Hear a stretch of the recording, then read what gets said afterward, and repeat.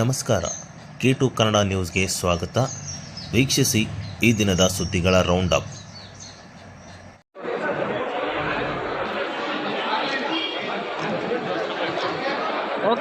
ರಾಯಚೂರು ನಗರದಲ್ಲಿ ಪಂಚ ಗ್ಯಾರಂಟಿ ಯೋಜನೆಗಳಲ್ಲಿ ಒಂದಾದ ಶಕ್ತಿ ಯೋಜನೆ ಮಹಿಳೆಯರು ಆರ್ಥಿಕವಾಗಿ ಶಕ್ತಿ ತುಂಬಿದೆ. ಇದರಿಂದ ಅನೇಕ ಬಡ ಕುಟುಂಬಗಳಿಗೆ ಅನುಕೂಲಕರವಾಗಿದೆ ಎಂದು ಗ್ಯಾರಂಟಿ ಯೋಜನೆಗಳ ಅನುಷ್ಠಾನ ಸಮಿತಿ ಜಿಲ್ಲಾಧ್ಯಕ್ಷರಾದ ಪಾಮಯ್ಯ ಅವರು ಹೇಳಿದರು. ಅವರಿಂದು ನಗರದ ಕೇಂದ್ರ ಬಸ್ ನಿಲ್ದಾಣದಲ್ಲಿ ಶಕ್ತಿ ಯೋಜನೆ 500 ಕೋಟಿ ಮಹಿಳೆಯರು ಪ್ರಯಾಣಿಸಿದ ಹಿನ್ನೆಲೆ ಸಂಭ್ರಮಾಚರಣೆ ಮಾಡಿ ಮಾತನಾಡಿದರು. ಕಾಂಗ್ರೆಸ್ ಸರ್ಕಾರ 5 ಗ್ಯಾರಂಟಿ ಯೋಜನೆಗಳನ್ನು ಜಾರಿ ತರುವುದರ ಮೂಲಕ ಬಡವರ ಬದುಕು ಹಸೀನ ಮಾಡಿದೆ. ಕಾಂಗ್ರೆಸ್ ಸರ್ಕಾರದ ಪಂಚ ಗ್ಯಾರಂಟಿಗಳಲ್ಲಿ ಒಂದಾದ ಶಕ್ತಿ ಯೋಜನೆಯಿಂದ ರಾಜ್ಯದ 4 ಸಾರಿಗೆ ನಿಗಮಗಳಿಗೆ ಆದಾಯ, ಸರ್ಕಾರಕ್ಕೆ ಕೀರ್ತಿಯ ಶಕ್ತಿ ಬಂದಿದೆ. 2023ರ ಮೇ 20ರಂದು ಸರ್ಕಾರ ಅಸ್ತಿತ್ವಕ್ಕೆ ಬಂದ ತಕ್ಷಣ ಜಾರಿಗೊಳಿಸಲು ಸಚಿವ ಸಂಪುಟದಲ್ಲಿ ಕೈಗೊಂಡ ತೀರ್ಮಾನದಂತೆ ಜೂನ್ 11ರಂದು ಶಕ್ತಿ ಯೋಜನೆಗೆ ಚಾಲನೆ ನೀಡಲಾಯಿತು. ಅಂದಿನಿಂದ ರಾಜ್ಯದ ಮಹಿಳೆಯರಿಗೆ ಸರ್ಕಾರಿ ಬಸ್ಸುಗಳಲ್ಲಿ ಉಚಿತ ಪ್ರಯಾಣದ ಸೌಲಭ್ಯವನ್ನು ಕಲ್ಪಿಸಲಾಗಿದೆ ಎಂದರು.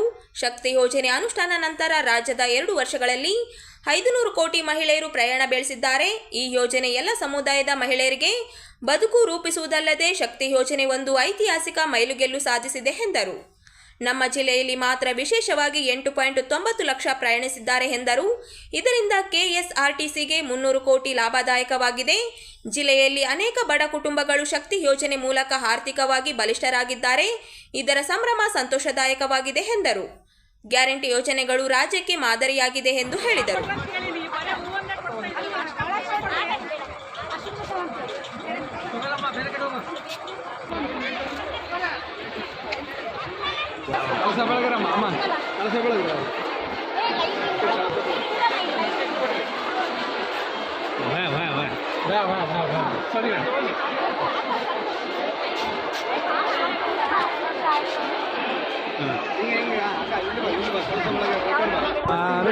ಅಕ್ಕಗೆ ಬೆಳಗ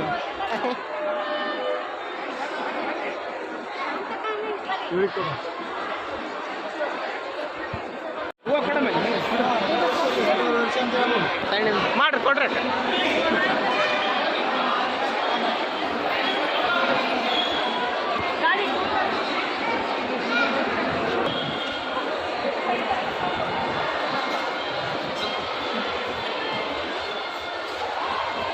ಸ್ವಲ್ಪ ನಿಧಾನ ಮೇಡಮ್, ಸ್ವಲ್ಪ ನಿಧಾನ ಬರ್ರಿ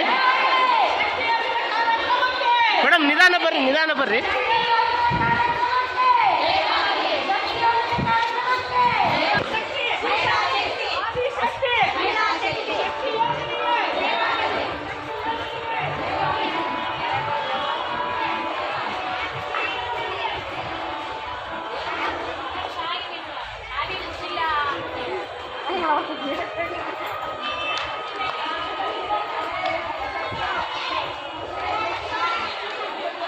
ಶಕ್ತಿ ಯೋಜನೆಯ 500 ಕೋಟಿ ಜನ ಪ್ರಯಾಣ ಮಾಡಿರ್ತಕ್ಕಂಥ ಈ ಸಂಭ್ರಮಾಚರಣೆಯಲ್ಲಿ ಕರ್ನಾಟಕ ಸರ್ಕಾರದ ಪರವಾಗಿ ನಮ್ಮ ಜಿಲ್ಲೆಯ ಗ್ಯಾರಂಟಿ ಸಮಿತಿಗಳ ಪರವಾಗಿ ತಮ್ಮೆಲ್ಲರಿಗೂ ಕೂಡ ಶುಭ ಆರೈಕೆಗಳನ್ನು ಹಾರೈಸುವ ಮೂಲಕ ತಮ್ಮೆಲ್ಲರಿಗೂ ಮತ್ತೊಮ್ಮೆ ಶುಭಾಶಯಗಳನ್ನು ಸಲ್ಲಿಸ್ತಾ ಇದ್ದೀನಿ.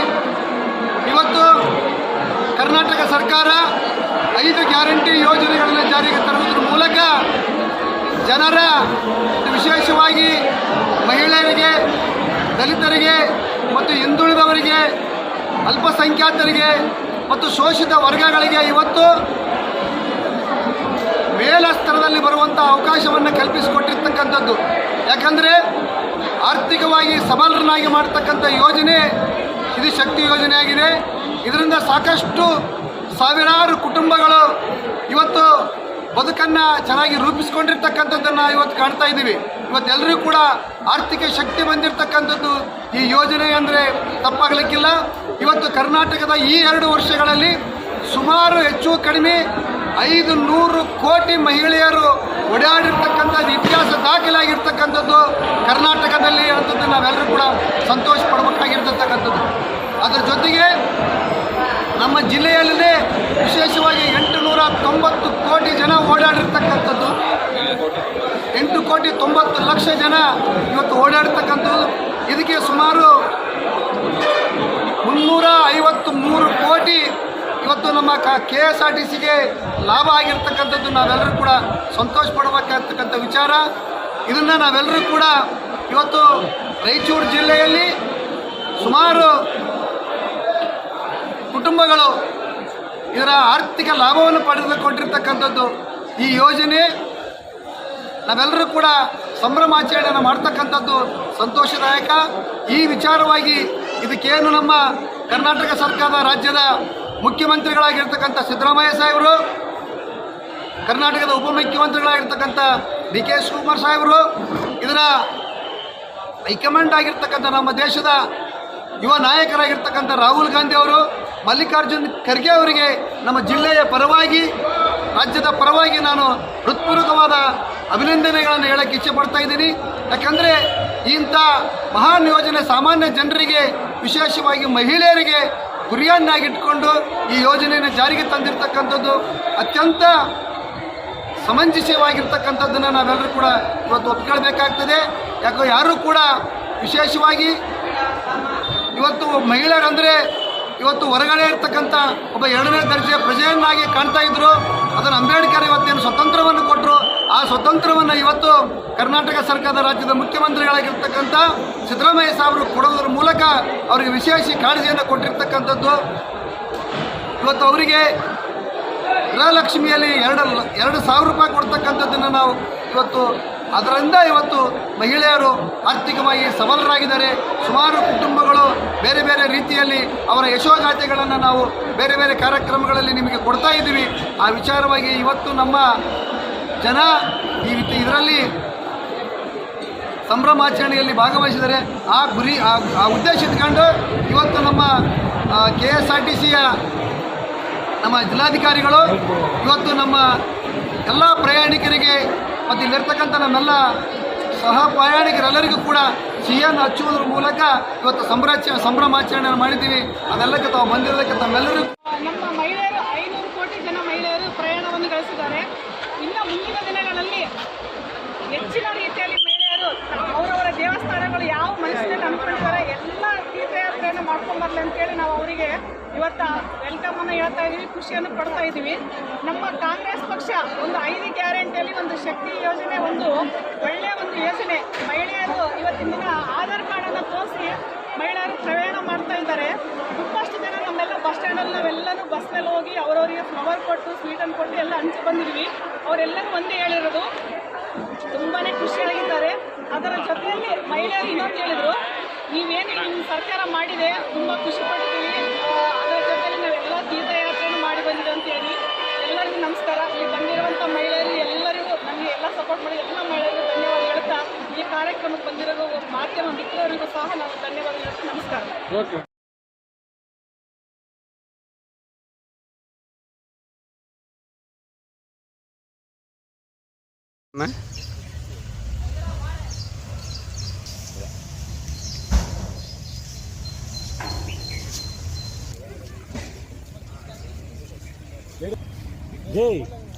ಇರ್ಲಿ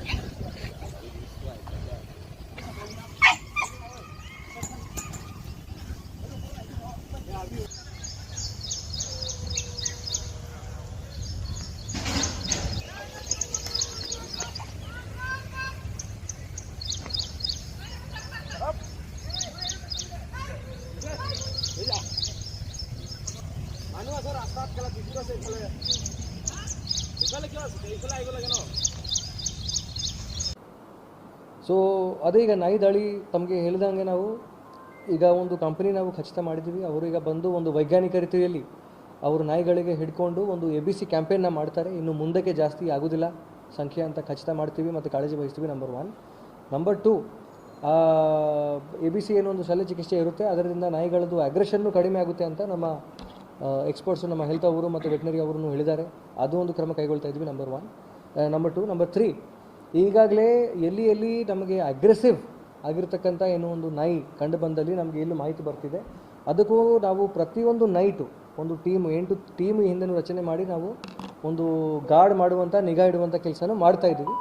ಸಾರ್ವಜನಿಕರಿಗೆ ಏನು ಈಗ ಲಾಂಗ್ ಟರ್ಮ್ಗೆ ಒಂದು ನಾಗರಿಕರ ಪ್ರಜ್ಞೆ ಬಗ್ಗೆ ನಾವು ಹೇಳಿದ್ವಿ, ಅದನ್ನು ಒಂದು ಭಾಳ ಜರೂರಿ ವಿಚಾರ. ನಂಬರ್ 1. ನಂಬರ್ 2, ಅದರೊಟ್ಟಿಗೆ ಈಗಾಗಲೇ ಸ್ವಲ್ಪ ಮಳೆಗಾಲ ಇದೆ, ಕೆಲವು ನಾಯಿಗಳು ಗುಂಪು ಮಾಡಿಕೊಂಡು ಬೇರೆ ಕಡೆ ಎಲ್ಲ ತಿರುಗಾಡ್ತಾ ಇರುವೆ. ಸೊ ಅದಕ್ಕೆ ಸ್ವಲ್ಪ ದಯವಿಟ್ಟು ತಾವು ಎಚ್ಚರಿಕೆ ವಹಿಸಬೇಕು. ಎಸ್ಪೆಷಲಿ ಚಿಕ್ಕ ಮಕ್ಕಳಿಗೆ ಒಬ್ಬನೇ ಅದು ಒಂದು ಪಾರ್ಕ್ಗೆ, ಟ್ಯಾಂಕ್ ಹತ್ತಿರ ಮತ್ತು ಆ ಥರ ರೋಡ್ಗಳಲ್ಲಿ ಸ್ವಲ್ಪ ಬಿಟ್ಟಬಾರದು. ಸೊ ಪೋಷಕರು ಒಂದು ಎಚ್ಚರಿಕೆ ಸ್ವಲ್ಪ ವಹಿಸಬೇಕು.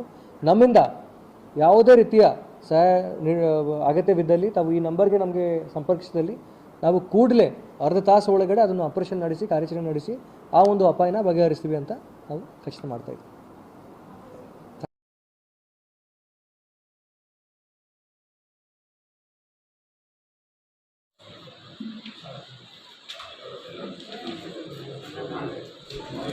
ನುಡಿದಂತೆ ನಡೆಯುವ ಮುಖ್ಯಮಂತ್ರಿ ಸಿದ್ದರಾಮಯ್ಯ ಅವರು ವಿರೋಧ ಪಕ್ಷದಲ್ಲಿ ಸ್ಥಾನದಲ್ಲಿ ಇದ್ದಾಗ ನೀಡಿದ ಭರವಸೆಯಂತೆ ದೇವನಹಳ್ಳಿ ರೈತರ ಭೂ ಸ್ವಾಧೀನ ಹಿಂಪಡೆಯಬೇಕು ಎಂದು ಎದ್ದೇಳು ಕರ್ನಾಟಕ ಸಂಚಾಲಕ ಮಾರೆಪ್ಪ ಹರಿವಿ ಒತ್ತಾಯಿಸಿದರು. ಅವರಿಂದು ನಗರದ ಸುದ್ದಿಗಾರರೊಂದಿಗೆ ಮಾತನಾಡುತ್ತಾ, ದೇವನಹಳ್ಳಿ ತಾಲೂಕಿನ ಚನ್ನರಾಯಣಪಟ್ಟಣ ಹೋಬಳಿಯಲ್ಲಿ ಹೈಟೆಕ್ ರಕ್ಷಣಾ ಮತ್ತು ವೈಮಾಂತರಿಕ್ಷ ಪಾರ್ಕ್ ಸ್ಥಾಪನೆಗೆ ಸಂಬಂಧಿಸಿದಂತೆ ರಾಜ್ಯ ಸರ್ಕಾರ ರೈತರ ಭೂಮಿಯನ್ನು ಸ್ವಾಧೀನಪಡಿಸಿಕೊಳ್ಳಲು ಮುಂದಾಗಿದೆ. ದೇವನಹಳ್ಳಿ ಭೂ ಸ್ವಾಧೀನ ವಿಚಾರದಲ್ಲಿ ನಾಳೆ ನಡೆಯುವ ಅಂತಿಮ ತೀರ್ಮಾನದಲ್ಲಿ ಮುಖ್ಯಮಂತ್ರಿ ಸಿದ್ದರಾಮಯ್ಯ ಕೊಟ್ಟ ಮಾತಿನಂತೆ ಭೂ ಸ್ವಾಧೀನವನ್ನು ಕೈಬಿಡಬೇಕು, ಇಲ್ಲವಾದಲ್ಲಿ ಮುಂದಿನ ದಿನಗಳಲ್ಲಿ ಕಾಂಗ್ರೆಸ್ ಪಕ್ಷಕ್ಕೆ ತಕ್ಕ ಪಾಠ ಕಲಿಸುತ್ತೇವೆ ಎಂದು ಎಚ್ಚರಿಕೆ ನೀಡಿದರು. ರೈತರ ಪರ ನಿಲ್ಲುವ ಹೊಂದಿದ ಸಿದ್ದರಾಮಯ್ಯ ಅವರು ಕೃಷಿ ಕ್ಷೇತ್ರವನ್ನು ಉಳಿಸುವ ಮಹತ್ವದ ನಿರ್ಧಾರ ತೆಗೆದುಕೊಳ್ಳಬೇಕು ಎಂದು ಆಗ್ರಹಿಸಿದರು. ನಮ್ಮ ಸರ್ಕಾರ ಅಧಿಕಾರಕ್ಕೆ ಬಂದರೆ ಭೂ ಸ್ವಾಧೀನ ಹಿಂಪಡೆಯುತ್ತೇನೆ ಎಂದು ಮುಖ್ಯಮಂತ್ರಿ ಸಿದ್ದರಾಮಯ್ಯ ಅವರು ಭರವಸೆ ನೀಡಿದರು. ಅದರಂತೆ ಸಿದ್ದರಾಮಯ್ಯ ಅವರು ನಡೆಯಬೇಕು ಎಂದು ಆಗ್ರಹಿಸಿದ್ದಾರೆ. ಒಂದು ಹೋರಾಟದ ಕಿಚ್ಚು ಆಗಿರುವಂತಹ ದೇವನಹಳ್ಳಿ ಹೋರಾಟದ ಆ ಸಂಬಂಧವನ್ನು ಇವತ್ತು ಪತ್ರಿಕಾಗೋಷ್ಠಿಯಲ್ಲಿ ಕರೆಯಲಾಗಿದೆ. ಈ ಒಂದು ಪತ್ರಿಕಾಗೋಷ್ಠಿ ಎದ್ದೇಳು ಕರ್ನಾಟಕದಿಂದ ನಾವು ಕರೆದಿದ್ದೀವಿ. ಎದ್ದೇಳು ಕರ್ನಾಟಕ ಅಂದರೆ ಇದು ಹಲವು ಸಮುದಾಯಗಳ ಜೊತೆ ಕೆಲಸ ಮಾಡ್ತಕ್ಕಂಥ ಹಲವು ಸಂಘಟನೆಗಳ ವೇದಿಕೆಯಾಗಿದೆ. ಇದು 2023 ಚುನಾವಣೆಯಲ್ಲಿ ನಾವು BJPಯ ಒಂದು ಕೋಮುವಾದ, ಜಾತಿವಾದ, ಈ ಥರ ಜನ ಬೇಸತ್ತು ಸಾಕಾಗಿತ್ತು. ಆ ಒಂದು ಸಂದರ್ಭದಲ್ಲಿ ನಾವೊಂದು ಎದ್ದೇಳು ಕರ್ನಾಟಕವನ್ನು ಕಟ್ಟಿಕೊಂಡು ಆ ಒಂದು ಜನಕ್ಕೆ ಬಂದರೆ ಒಂದು ಅಭಿಯಾನ ಮಾಡಿದ್ವಿ. ಇವತ್ತು ಏನಂದರೆ ಇದು ಶಾಂತಿಯ ತೋಟ ಕರ್ನಾಟಕ. ಇದು ಯಾವುದೇ ರೀತಿಯ ಒಂದು ಕಮ್ಯುನಿಟಿಗೆ ಹೆಸರಾಗಿರ್ತಕ್ಕಂಥದ್ದಲ್ಲ. ಇಲ್ಲಿ ನಾವೆಲ್ಲ ಅರ್ಥವರಾಗಿರ್ತಕ್ಕಂಥದ್ದು, ಸಹಬಾಳ್ವೆ ನಡೆಸ್ತಕ್ಕಂಥ ಒಂದು ಕರ್ನಾಟಕ ಇದು. ಹಾಗಾಗಿ ಈ ಕರ್ನಾಟಕದಲ್ಲಿ ಯಾವುದೇ ರೀತಿಯ ಕೋಮುಗಳಿಗೆ ಅವಕಾಶ ಇಲ್ಲ, ಶಾಂತಿ ಇರಬೇಕಂತೇಳಿ ನಾವೆಲ್ಲ ಒಂದು ಸಾಮಾಜಿಕ ಜವಾಬ್ದಾರಿ ಇರ್ತಕ್ಕಂಥ, ಸಾಮಾಜಿಕ ಒಳ್ಳೆಯ ಇರ್ತಕ್ಕಂಥ ಹಲವು ಸಂಘಟನೆಗಳು ಸೇರಿಕೊಂಡು ನಾವೊಂದು ಕರೆ ಕೊಡ್ತೀವಿ. ಅವತ್ತಿನ ದಿವಸ BJPಯ ದುರಾಡತವನ್ನು ಬೇಸತ್ತು ಜನ ಬೇಸರಾಗಿ ಅವತ್ತಿನ ದಿವಸ ಒಂದು ಕಾಂಗ್ರೆಸ್ ಪಕ್ಷ ಅಧಿಕಾರಕ್ಕೆ ತಂದಿದ್ದು ನಮ್ಮೆಲ್ಲರ ಪಾತ್ರ ಇದೆ. ಏನು ಸಾಮಾಜಿಕ ಹಿನ್ನೆಲೆಯಲ್ಲಿ ಬಂದಿರತಕ್ಕಂಥ ಸಿದ್ದರಾಮಯ್ಯನವರು ಒಂದು ಸಾಮಾಜಿಕ ಚಿಂತನೆ ಉಳ್ಳ ಇರ್ತಕ್ಕಂಥವ್ರು ಇವರು. ಹಾಗಾಗಿ ಇವರೇನೋ ರೈತರ ಪರ, ಮಹಿಳೆಯರ ಪರ, ದಲಿತರ ಪರ ಒಂದು ಕಾನೂನುಗಳನ್ನು ಜಾರಿ ತರ್ತಕ್ಕಂಥ ಆಸೆ ಇಟ್ಕೊಂಡಿದ್ದು ನಾವು. ಆದರೆ ಇವತ್ತಿನ ದಿವಸ ಸುಮಾರು ಕರ್ನಾಟಕದಲ್ಲಿ 3.5 ವರ್ಷದಿಂದ ಇವತ್ತು ರೈತರು ಹೋರಾಟ ಮಾಡಕತ್ತಾರ. ಅದೇ ಹೋರಾಟ ಜಾಗಕ್ಕೆ ಹೋಗಿ ಈತ ಏನೋ ಮುಖ್ಯಮಂತ್ರಿ ಅವರು ಮಾತಾಡ್ಕೊಂಡಾರ. ನಾನು ಈ ಅಧಿಕಾರದಲ್ಲಿ ಬಂದಾಗ, ನಮ್ಮ ಪಕ್ಷ ಅಧಿಕಾರಕ್ಕೆ ಬಂದಾಗ ಏನಪ್ಪ ಅಂದರೆ ನೀವು ಮಾಡ್ತಕ್ಕಂಥ ಹೋರಾಟವನ್ನು ಬೆಂಬಲಿಸಿ ನಾನೇನಪ್ಪ ಅಂದರೆ ಇದು ಕಾನೂನನ್ನು ರದ್ದು ಮಾಡ್ತೀನಿ, ಭೂ ಸ್ವಾಧೀನ ಪ್ರಕ್ರಿಯೆಯನ್ನು ಕೈಗೊಳ್ತೀನಿ. ಹಾಗಾಗಿ ನಾವು ನಮ್ಮ ಅಧಿಕಾರ ಬರಲಿ ಅಂತ ಹೇಳಿ ಅವತ್ತು ಹೇಳಿದರು. ಅಧಿಕಾರಕ್ಕೆ ಬರಬೇಕಂತ ಸಹಿತ ಅವತ್ತು ರೈತರ ಪಾತ್ರ ಇದೆ, ನಮ್ಮ ಇಲ್ಲಿರ್ತಕ್ಕಂಥ ಎಲ್ಲರ ಪಾತ್ರ ಇದೆ, ಇದು ಒಬ್ಬರಿದೆ ಅಲ್ಲ. ಹಾಗಾಗಿ ನಾವು ಕೇಳ್ತಕ್ಕಂಥ ಹಕ್ಕುನ ಇದೆ, ಇವತ್ತು ವಿಮರ್ಶೆ ಮಾಡ್ತಕ್ಕಂಥ ಹಕ್ಕುನ ಇದೆ, ಕೇಳ್ಬೋದು. ಅದನ್ನ ಅವ್ರ ಜವಾಬ್ದಾರಿಯಿಂದ ಕೆಲಸ ಮಾಡಿಕೊಡ್ಬೇಕಂತ ನಾವು ಕೇಳ್ಕೊಳ್ತೀವಿ. ಇದೇನಪ್ಪ ಅಂದ್ರೆ ಅವತ್ತು ದಿವಸ ದಲಿತ ಸಂಘಟನೆಗಳು ಸಹಿತ ಒಳಗಿಂದ ಜಾರಿ ತರಬೇಕಂತ ಹೋರಾಟ ಮಾಡಿದ್ದು ಒಂದು ಇದೆ. ರೈತ ಸಂಘಟನೆ ಸಹಿತ ಏನು APMC ಕಾಯ್ದೆ ತಿದ್ದುಪಡಿ ಮತ್ತು ಜಾನುವಾರು ನಿಷೇಧ ಕಾಯ್ದೆ ತಿದ್ದುಪಡಿ ಈ ತರ ಏನು ಬಿಜೆಪಿ ತಂದಿರ್ತಕ್ಕಂಥ ಹಲವಾರು ಕಾನೂನುಗಳಿದಾವಲ್ಲ, ಆ ಜನವಿರೋಧ ಕಾನೂನುಗಳನ್ನ ಆ ಕಾನೂನುಗಳನ್ನು ರದ್ದು ಮಾಡ್ಬೇಕಂತೇಳಿ ನಾವು ಗಾಂಧಿ ಭವನದಲ್ಲಿ ಮೀಟಿಂಗ್ ತಗೊಂಡಾಗ ಅವತ್ತು ದಿವಸ DK ಶಿವಕುಮಾರ್ ಬಂದು ಸಹಿ ಮಾಡಿಕೊಟ್ರು. ಅವರು ಜಾನುವಾರು ಹತ್ಯೆ ನಿಷೇಧ ಕಾಯ್ದೆಯಿಂದ ಇದು ತಗೊಂಡಿವಿ, 3 ಕೃಷಿ ಕಾಯ್ದೆಗಳಿಂದ ಜಾರಿ ತರತಕ್ಕಂಥದ್ದು ನಿರ್ಧಾರವನ್ನು ಕೈ ಬಿಡ್ತು ಅಂತ ಹೇಳಿದ್ರು. ಆದರೆ ಇವತ್ತು 2 ವರ್ಷ ಆದ 2.5 ವರ್ಷ ಆಗಿ ಇವತ್ತು ಕಾಂಗ್ರೆಸ್ ಸರ್ಕಾರ ಅಧಿಕಾರ ಬಂದು ಸಂಕಲ್ಪ ಸಮರ್ಪಣಾ ದಿನ ಅಂತ ಮಾಡ್ಕೊಂಡ್ರೆ ಹೊರತವರು ಸಮರ್ಪಕವಾಗಿ ಇವತ್ತು ಅಧಿಕಾರ ಆಡಳಿತ ಮಾಡಕ್ಕಾಗ್ತದೆ ಅಂತ ಕೇಳಿದಾಗ ಇವತ್ತಿಲ್ಲ, ಇವತ್ತು ನಿರಾಸೆ ಆಗಿಬಿಟ್ಟದು. ಏನು ವಿಶ್ವಾಸ ಇಟ್ಟು ನಾವು ಸರ್ಕಾರ ತಂದಿದ್ದು ಕರೆ ಇದೆ, ಆದರೆ ಇವು ವಿಶ್ವಾಸಕ್ಕೆ ದ್ರೋಹ ಅನ್ನೋದು ನಮಗೆ ಇವತ್ತು ಗೊತ್ತಾಗಿದ್ದಿಲ್ಲ. ಹಾಗಾಗಿ ಇವತ್ತು ಕಾಲ ಮಿಂಚಿಲ್ಲ. ನಾಳೆ 15 ತಾರೀಕಿಗೆ ಬೆಳಗ್ಗೆ 11 ಗಂಟೆಗೆ ರೈತ ಸಂಘಟನೆ ಎಲ್ಲ ಮುಖಂಡರ ಜೊತೆ ಇವತ್ತು ಮೀಟಿಂಗ್ ಆಗ ಸಿದ್ದರಾಮಯ್ಯ ಅವರು ಅವತ್ತು ದಿವಸ ನೀವು ರೈತರ ಪರವಾಗಿ ಮಾತು ಕೊಟ್ಟಿದ್ರಲ್ಲ, ಆ ಮಾತು ಉಳಿಸಬೇಕಾಗಿದೆ. ಮಾತು ಕೊಟ್ಟಿಗೆ ಎಷ್ಟು ತಪ್ಪದು ಅಂಬೋದು ಒಂದು ರೈತ ಸಂಘಟನೆಗಳ ಆಗ್ರಹ ಆಗಿದೆ. ಹಾಗಾಗಿ ನೀವೇನಪ್ಪ ಅಂದ್ರೆ ಅವತ್ತು ದಿವಸ ಏನು ಅಧಿಕಾರ ಬರಬೇಕಂಬ ಉದ್ದೇಶ ಇಟ್ಟಕ್ಕೆ ಗ್ಯಾರಂಟಿ ತರ್ತು ಅಂತ ಹೇಳಿದ್ರೆ ಗ್ಯಾರಂಟಿ ತಂದಿಲ್ಲ ಅಂತ ಹೇಳಿಲ್ಲ. ಅದೇ ಗುಂಗಿನಾಗಿ ಇವತ್ತು ಏನಪ್ಪ ಅಂದ್ರೆ ಇದು ಹತ್ಯೆ APMC ಕಾಯ್ದೆ ತಪ್ಪು ಅಂತ ಹೇಳಿ ಅದು ತರಲ್ಲ. ಹಾಗಾಗಿ ಅದೆಲ್ಲ ಒಂದಲ್ಲ, ರೈತರಿಗೆ ಏನ್ ಕೊಟ್ಟಿರ್ತಕ್ಕಂಥದ್ದು ದಲಿತರಿಗೆ ಈ ಕಾಯ್ದೆ ಏನು ಸ್ವಾಧೀನಪಡಿಸಿಕೊಳ್ತಕ್ಕಂಥ ಪ್ರಕ್ರಿಯೆಯನ್ನು ನಿಲ್ಲಿಸ್ತೀವಿ ಅನ್ನೋಂಥ ಮಾತುಗಳನ್ನು ಹೇಳಿ ಬಂದಿದ್ದಾರೆ. ಈ ನೆಲ ಕರ್ನಾಟಕದ ನೆಲ ಶರಣರ ಸಾಧರ ಸತ್ಪುರುಷರ ಒಂದು ಏನು ನುಡಿದಂತ ನಡೆ ಅನ್ನುವಂಥ ಬಸವಣ್ಣನವರನ್ನ ನೀವು ಸಾಂಸ್ಕೃತಿಕ ನಾಯಕ ಅಂತ ಘೋಷಣೆ ಮಾಡಿದ್ರು. ಮತ್ತೆ ಅಂದಮೇಲೆ ನುಡಿದಂತ ನಡೆ ಅಂತ ಹೇಳಿರ್ತಕ್ಕಂಥ ಬಸವಣ್ಣ ಹೇಳಿದ್ದನ್ನ ಅವರನ್ನ ನೀವು ಸಾಂಸ್ಕೃತಿಕ ನಾಯಕ ಅಂತ ಘೋಷಣೆ ಮಾಡಿದ್ರೆ ಸಿದ್ದರಾಮಯ್ಯ ನಾವು ಗ್ಯಾರಂಟಿ ಸರ್ಕಾರ ನುಡಿದ ನಡೆಸುವ ಸರ್ಕಾರ ಅಂತ ಎದೆಯುಗಿಸಿ ಹೇಳ್ತಕ್ಕಂಥ ಸಿದ್ದರಾಮಯ್ಯನವರೇ, ನೀವು ಮಾತುಗಳನ್ನ ಉಳಿಸ್ಕೊಳ್ಳಿ, ನಾಲಿಗೆಯನ್ನ ಭದ್ರವಾಗಿ ಇಟ್ಕೊಳ್ಳಿ, ನಾಲಿಗೆ ಏನ್ ನುಡಿದ ಅದನ್ನ ನಡ್ಕೊಳ್ಳಿ ಅಂತ ನಾವು ಹೇಳ್ತೀವಿ. ಯಾರು ನುಡಿದಂಗೆ ನಡೆಯದಿಲ್ವೋ ಅವ್ರ ವಿರುದ್ಧ ನಮ್ಮ ನಡೆ ಇರುತ್ತ ಅನ್ನೋದನ್ನ ಎಚ್ಚರಿಕೆಯನ್ನು ಕೊಡ್ತಿದ್ದೀವಿ. ಮುಂದಿನ ದಿನಗಳಲ್ಲಿ ಕಾಲ ಮಿಂಚಿಲ್ಲ, ಬರ್ತಾರೆ ಹೋಗ್ತಾರೆ. ಆದ್ರೆ ಸಿದ್ದರಾಮಯ್ಯನವರು ನೀವೊಂದು ಗಮನದಲ್ಲಿ ಇಟ್ಕೊಳ್ಬೇಕು, ದೇವರಾಜ ಅರಸರವರ ಏನು ಆಡಳಿತ ಅವಧಿಯನ್ನ ಮೀರಿಸಬೇಕು, ನಾನು ಹೆಚ್ಚಿಗೆ ಅಧಿಕಾರ ಮಾಡ್ಬೇಕನ್ನಂತ ಆಸೆ ಇದೆ ಹೊರತು ದೇವರಾಜ ಅರಸರವರು ತಂದಿರ್ತಕ್ಕಂಥ ಉಳುವವನಿಗೆ ಭೂಮಿ ಒಡೆಯ ಆ ಮೂಲಕ ಅವರು ಹೃದಯದಲ್ಲಿದ್ದಾರೆ. ಕರ್ನಾಟಕ ಜನದ ಹೃದಯದಲ್ಲಿ ಹೆಚ್ಚು ಅಧಿಕಾರ ಮಾಡೋದ್ರಿಂದ ಅಲ್ಲ, ಜನರಿಗೆ ಭೂಮಿ ಹಂಚುವುದರಿಂದ, ಜನರಿಗೆ ಬದುಕನ್ನು ಹಸನ ಮಾಡೋದ್ರಿಂದ ಅವರು ಹೃದಯದಲ್ಲಿದ್ದಾರೆ. ಅಂತ ಕೆಲಸನ ಮಾಡುವಂತ ಅವಕಾಶ ನಿಮ್ಗಿದೆ. ಈ ಜನವಿರೋಧಿ ಕಾಯ್ದೆಗಳಾಗಿರ್ತಕ್ಕಂಥ ಏನು APMC ತಿದ್ದುಪಡಿ ಕಾಯ್ದೆ, ಭೂ ಸ್ವಾಧೀನಪಡಿಸಿರೋದು ಕಾಯ್ದೆಗಳಿಂದವು ಅವುಗಳನ್ನು ಹಿಂದಕ್ಕೆ ತಗೊಳ್ಬೇಕು. ಜಾನುವಾರು ನಿಷೇಧ ಕಾಯ್ದೆ ಸಹ ಅದು ರೈತರ ವಿರೋಧಿ ಕಾಯ್ದೆ ಆಗಿದೆ. ಹಾಗಾಗಿ ಆ ಕಾಯ್ದೆಯನ್ನು ವಾಪಸ್ ತೆಗೆದುಕೊಳ್ಳೋದ್ರ ಮೂಲಕ ರೈತರ ಪರ, ದಲಿತರ ಪರ, ಮಹಿಳೆಯರ ಪರ ನಾನು ಇದ್ದೀನಿ, ನುಡಿದಂಗೆ ನಡೆದಿದ್ದೀನಿ ಅಂತ ಹೇಳ್ಕೊಳ್ಬೇಕು. ಹಾಗಾಗಿ ಮಾತಿನಲ್ಲಿ ಮಾತಿಲ್ಲದವರ ಮೂತಿ ನೋಡಬಾರ್ದು ಅಂತ ಹೇಳಿದ್ರು ಶರಣರು. ಹಂಗಾಗಿ ನೀನು ಮೂತಿ ನೋಡದೇ ಇರ್ತಕ್ಕಂಥ ನಡೆಯನ್ನ ನೀನು ಮಾಡಬೇಡಪ್ಪ ಸಿದ್ದರಾಮಯ್ಯ ಅಂತ ಹೇಳ್ಬಿಟ್ಟು ನಾವು ಎಚ್ಚರಿಕೆಯನ್ನು ಕೊಡ್ತೀವಿ. ನಾಳೆ ನಡೀತಕ್ಕಂಥ ಸಭೆಯಲ್ಲಿ ಅವರು ರೈತ ಪರ, ಮಹಿಳಾ ಪರ ಮತ್ತು ಜನಪರವಾದಂತ ಕಾಯ್ದೆಗಳಿಗೆ ನಾನು ಜಾರಿಗೆ ತರ್ತೀನಿ, ನಿಮ್ ಜೊತೆ ನಾನು ಇರ್ತೀನಿ ಅಂತ ಏನ್ ಹೇಳಿದ್ರಿ, ವಿರೋಧ ಪಕ್ಷದ ಸ್ಥಾನದಲ್ಲಿದ್ದಾಗ ನೀವೇನು ಮಾತು ಕೊಟ್ಟಿದ್ರಿ ಅದನ್ನು ನಡ್ಕೊಳ್ಬೇಕು. ಆ ನಡೆಯುವ ಮೂಲಕ ಬಸವಣ್ಣನವರನ್ನ ಈ ನಮ್ಮ ರಾಜ್ಯದ ಸಾಂಸ್ಕೃತಿಕ ನಾಯಕ ಅನ್ನುವಂತ ಹೇಳಿಕೆಯನ್ನ ಸಮರ್ಥಿಸಿಕೊಳ್ಬೇಕು ಅಂತ ನಾವು ಒತ್ತಾಯ ಮಾಡ್ತೀವಿ.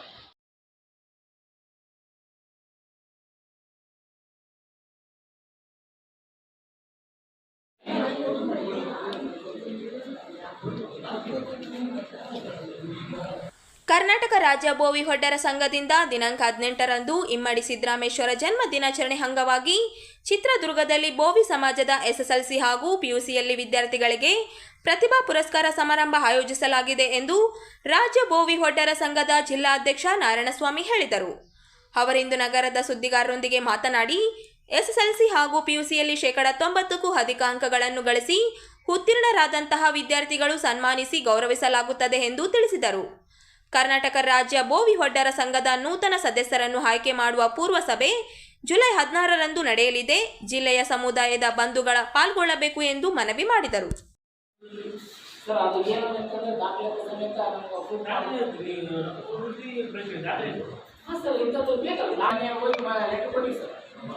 ಅದಕ್ಕೂ ನಾವು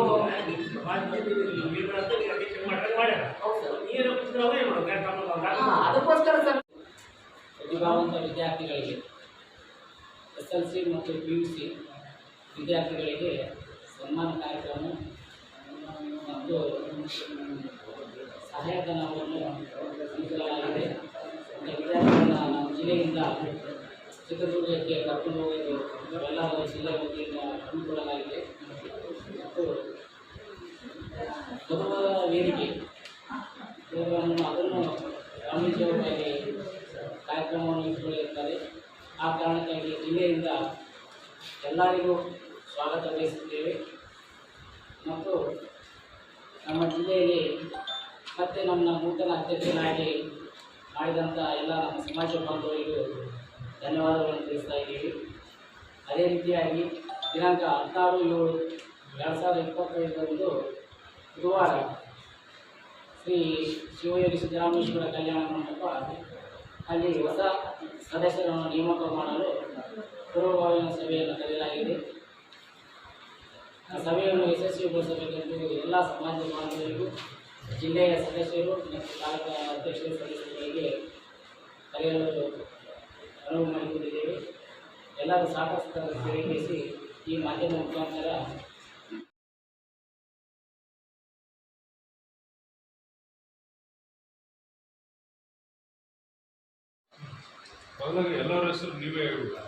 ರಾಯಚೂರು ಜಿಲ್ಲಾ ತಾಲೂಕಿನ ಕುರುಬದೊಡ್ಡಿ ಗ್ರಾಮದ ಸರ್ಕಾರಿ ಹಿರಿಯ ಪ್ರಾಥಮಿಕ ಶಾಲೆಯ ಭೋಜನಾಲಯ ಕೊಠಡಿ ಅಪೂರ್ಣ ಸುಮಾರು 8 ಲಕ್ಷ ಅನುದಾನ ದುರ್ಬಳಕೆ ಮಾಡಿಕೊಂಡಿದ್ದು ಕೂಡಲೇ ಪೂರ್ಣಗೊಳಿಸಬೇಕು ಎಂದು ಶಾಲೆಯ SDMC ಅಧ್ಯಕ್ಷ ವೀರೇಶ್ ಒತ್ತಾಯಿಸಿದರು.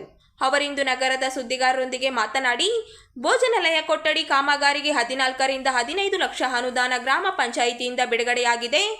ಈಗಾಗಲೇ ಕಾಮಗಾರಿ ತೀರ ಕಳಪೆ ಮಟ್ಟದಲ್ಲಿ ನಿರ್ಮಿಸಿದ್ದಾರೆ. ಇದಕ್ಕೆ ಸಂಬಂಧಪಟ್ಟ JE ಹಾಗೂ ಗ್ರಾಮ ಪಂಚಾಯಿತಿ ಉಪಾಧ್ಯಕ್ಷ ಬಸವರಾಜ ನಕಲಿ ಬಿಲ್ಲು ಸೃಷ್ಟಿಸಿ ಸರ್ಕಾರದ ಅನುದಾನ ಲೂಟಿ ಮಾಡಿದ್ದಾರೆ ಎಂದು ಆರೋಪಿಸಿದರು. ಕಳೆದ 8 ತಿಂಗಳ ಹಿಂದೆ ಅರ್ಧಕ್ಕೆ ನಿಂತ ಭೋಜನಾಲಯ ಕೊಠಡಿ ಕಾಮಗಾರಿ ಪೂರ್ಣಗೊಳಿಸಬೇಕು ಗಮನಕ್ಕೆ ತಂದರೂ ಯಾವುದೇ ಕ್ರಮ ಕೈಗೊಂಡಿಲ್ಲ. ಇದುವರೆಗೂ ಕಟ್ಟಡ ಕಾಮಗಾರಿ ನಿರ್ಮಾಣ ಮಾಡುವಲ್ಲಿ ಯಾವುದೇ ಕ್ರಮ ತೆಗೆದುಕೊಂಡಿಲ್ಲ ಎಂದು ದೂರಿದರು. ಶಾಲೆಯಲ್ಲಿ ಭೋಜನಾಲಯ ಇಲ್ಲದೆ ಮಕ್ಕಳು ಬಿಸಿಲು ಗಾಳಿ ಮಳೆ ಎನ್ನದೆ ಶಾಲಾ ಆವರಣದಲ್ಲಿ ಊಟ ಪರಿಸ್ಥಿತಿ ನಿರ್ಮಾಣವಾಗಿದೆ. ಕೂಡಲೇ ಸಂಬಂಧಪಟ್ಟವರು ಶಾಲಾ ಭೋಜನಾಲಯ ಕೊಠಡಿ ಕಾಮಗಾರಿ ಅರ್ಧಕ್ಕೆ ನಿಂತಿರುವುದನ್ನು ಪೂರ್ಣ ಮಾಡಬೇಕು ಎಂದು ಆಗ್ರಹಿಸಿದರು. 2021-22 ಸಾಲಿನಲ್ಲಿ ಭೋಜನಾಲಯ ಅಥವಾ ಡೈನಿಂಗ್ ಕೈಗೊಳ್ಳುವ ಕಾಮಗಾರಿ ಅರ್ಧಕ್ಕೆ ನಿಂತಿದೆ. ಅದಕ್ಕೆ ಸಂಬಂಧಪಟ್ಟ ಅಧಿಕಾರಿಗಳಿಗೆ CFC ವಿಡಿಯೋ ಮತ್ತು ಗಮನಕ್ಕೆ ಕೊಟ್ಟಿದ್ದಾರೆ 8 ತಿಂಗಳ ಮುಖಾಂತರ. ಇದುವರೆಗೆ ಇದಕ್ಕೆ ಸಂಬಂಧಪಟ್ಟ ಅಧಿಕಾರಿ ಯಾವುದೇ ರೀತಿಯ ನಿರ್ಲಕ್ಷ್ಯ ವಹಿಸುತ್ತಿದ್ದಾರೆ. ಆದ ಕಾರಣ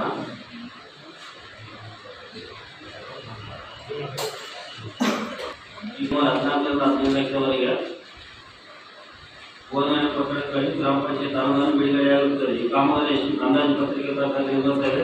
ತೀರ ಕಾಪು ಮಟ್ಟದಲ್ಲಿ ನಿರ್ಮಿಸಿದ್ದಾರೆ. ಇದಕ್ಕೆ ಸಂಬಂಧಪಟ್ಟ JE ಮತ್ತು PDO ಸರ್ಕಾರ ಅನುದಾನ ಲೂಟಿ ಮಾಡಿದ್ದಾರೆ. ಮೇಲಧಿಕಾರಿಗಳ ಮನಪತ್ರದ ಸದಸ್ಯರು 2 ದಿನ ಕಾಲದ ಸದಸ್ಯ ಶಾಲೆಗೆ ಮಕ್ಕಳ ಅರ್ಧಕ್ಕೆ ನಿಂತಿರುವ ಭೋಜನಾಲಯ ಕೊಠಡಿಯನ್ನು ಕಾಮಗಾರಿ ಪೂರ್ಣಗೊಳಿಸಲು ಯಾವುದೇ ಕ್ರಮ ಕೈಗೊಳ್ಳುವುದಿಲ್ಲ. ಇದರ ಬಗ್ಗೆ ಹಲವಾರು ಬಾರಿ ಕೇಳಿಕೊಂಡು ಸಹ ಮನಪತ್ರಗಳು ಯಾವುದೇ ಕ್ರಮ ನೀಡುತ್ತಿಲ್ಲ. ಈ ಶಾಲಾ ಮಕ್ಕಳು ಭೋಜನಾಲಯ ಕೊಠಡಕ್ಕೆ ನಿಂತಿರುವ ಮಕ್ಕಳ ಹೊರಗಡೆ ಬಿಸಿಲು ಗಾಳಿ ಮತ್ತು ಮಳೆಗೆ ಊಟ ಮಾಡೋ ಪರಿಸ್ಥಿತಿ ಬಂದಿದೆ. ಗ್ರಾಮ ಪಂಚಾಯತ್ ಅವ್ರು ಮಾಡ್ಯಾರ. ಪಂಚಾಯತ್ ಅವ್ರು ಯಾರು ಮಾಡ್ಯಾರ ಪಂಚಾಯತ್ ಮಾಡ್ತಾರೆ. ಗ್ರಾಮ ಪಂಚಾಯತ್ ಉಪಾಧ್ಯಕ್ಷ ಅವ್ರು ಮಾಡ್ಯಾರ. ಗ್ರಾಮ ಪಂಚಾಯತ್ ಉಪಾಧ್ಯಕ್ಷ ಬಸವರಾಜ್ ಅವರು.